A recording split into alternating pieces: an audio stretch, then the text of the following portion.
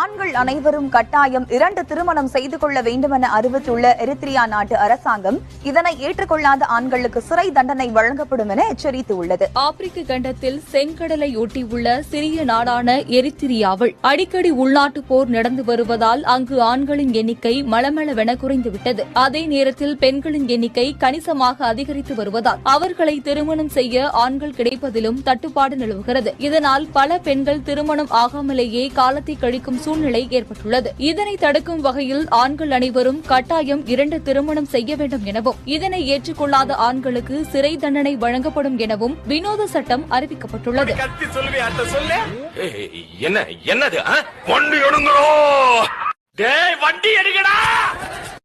ஆண்கள் வண்டி